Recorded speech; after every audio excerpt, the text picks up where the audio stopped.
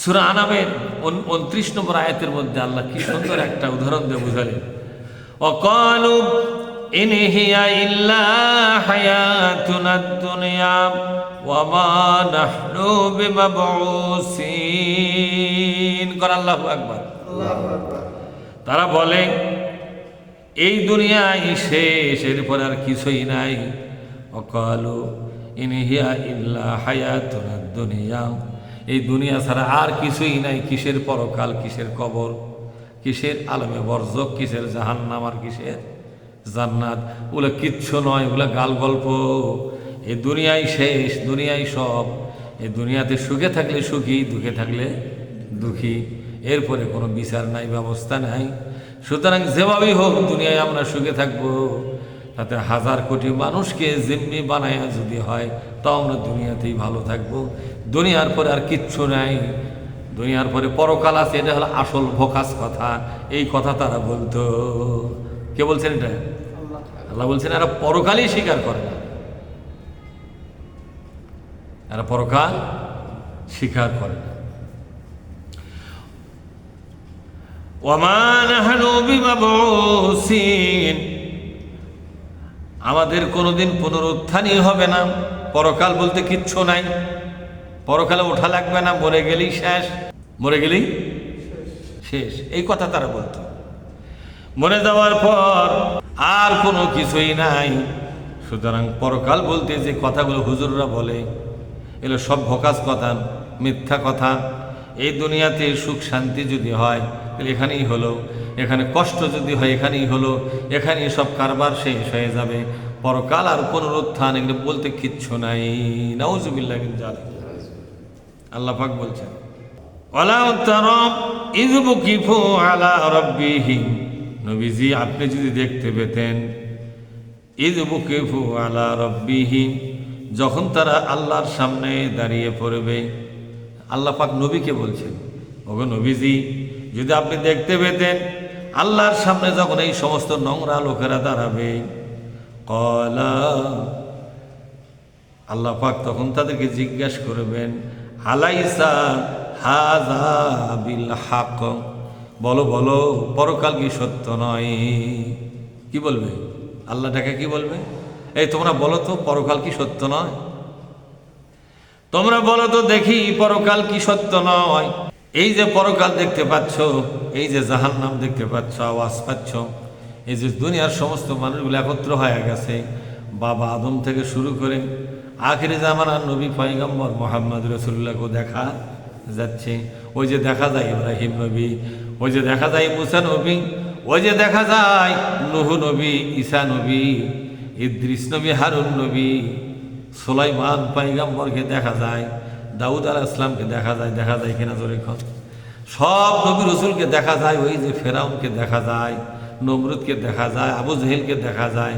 ওই যে দুনিয়ায় তোমার দেশের বড় বড় নেতারা যারা দম্ভ করে অহংকার করে বাদশাহী করেছে, শাসন ব্যবস্থা চালাচ্ছে, তাদেরকেও দেখা যাচ্ছে। এখন কি বিশ্বাস হয় না পরকাল আসলে হলো? এ কথা আল্লাহ পাক বলবে। কে বলবে দেখেন? আল্লাহ পাক বলবেন আলাইসা হাযা বিল হক, আজকে বলো এটা কি সত্য? এটাই কি সত্য নয়? এই যে পরকাল তুমি তো মিথ্যা মনে করেছিলে, আজকে সত্য হিসেবে পেয়েছো কিনা? তখন কলু, এই সমস্ত নোংরা লোকেরা, অন্যায়কারী লোকেরা, জালেমেরা বলবে, যারা ইসলামের দুশ্মন, কোরআনের দুশ্মন, আল্লাহর দুশ্মনরা বলবে, বালা, হ্যাঁ আমরা বিশ্বাস করি। কি বলবে বলেন তো? হ্যাঁ আজকে আমাদের বিশ্বাস হচ্ছে পরকাল বলতে একটা কিছু আগে থেকেই ছিল, কিন্তু আমরা বিশ্বাস করতে পারিনি। কিন্তু আজকে পরকাল দেখে আমাদের অন্তরে বিশ্বাস হয়ে গেছে যে হ্যাঁ আপনার পরকালটা সত্য। পরকালটা কি? আচ্ছা এই সময় এই সত্য কথা বলে আর কোনো লাভ আছে? লাভ? পরকাল দেখে বলতেছে হ্যাঁ পরকাল সত্য, তাহলে কি লাভ হলো? তাহলে তো গায়েবের প্রতি বিশ্বাস হলো কি? পরকাল দেখে বলতেছে আল্লাহ, কলু বালা, বলেন কলু বালা, হ্যাঁ অবশ্যই অবশ্যই আমরা স্বীকার করলাম। অপ্রভু তোমার পরকাল যে সত্য আজকে নিজের চোখে দেখে আমরা স্বীকার করলাম। হ্যাঁ, এদের স্বীকার করে কি লাভ?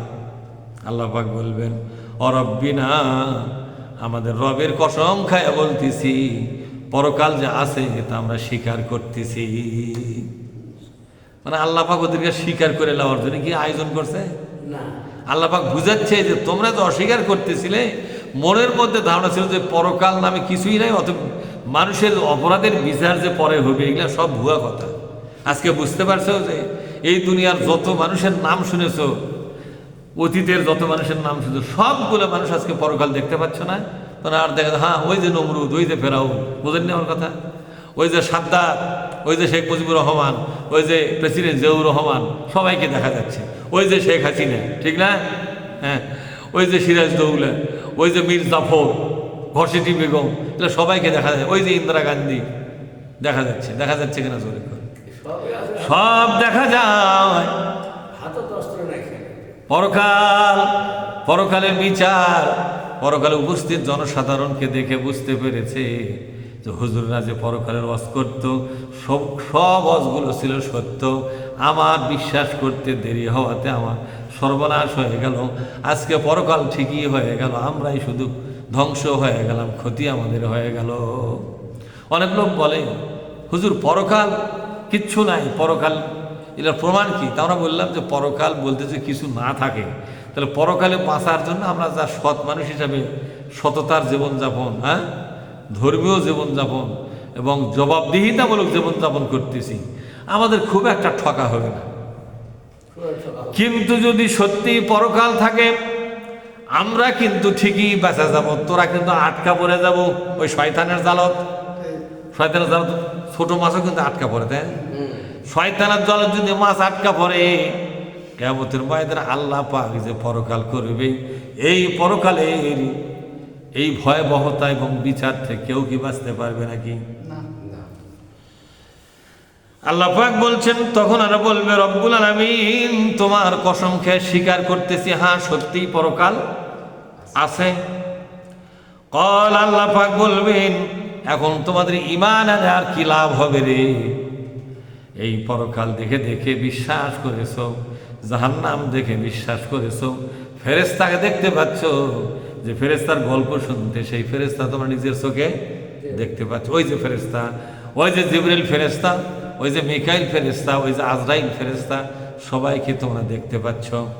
দেখে দেখে বলতেছো স্বীকার করলাম, ফেরেশতাও সত্য, পরকাল সত্য, এবং জাহান্নাম জান্নাত এবং বিচার ব্যবস্থা সবই সত্য। এই স্বীকার দিয়ে আল্লাহ হবে না। ফাজুকুল আযাবা, আজ থেকে তোমার আযাবটা শুরু হয়ে গেল, আযাব খাও, আল্লাহর শাস্তি ভোগ করো আজ থেকে। কে বলছেন না? আজ থেকে তোমার শাস্তি শুরু হবে, বিমা কুনতুম তাকফুরুন, যে পরকালকে অস্বীকার করেছিলে, বিচার অস্বীকার করেছিলে, সেই বিচার আজকে, সেই বিচারই তোমার রায় হয়ে গেল, তুমি চিরদিনের জন্য জাহান্নামী। নাউজুবিল্লাহ।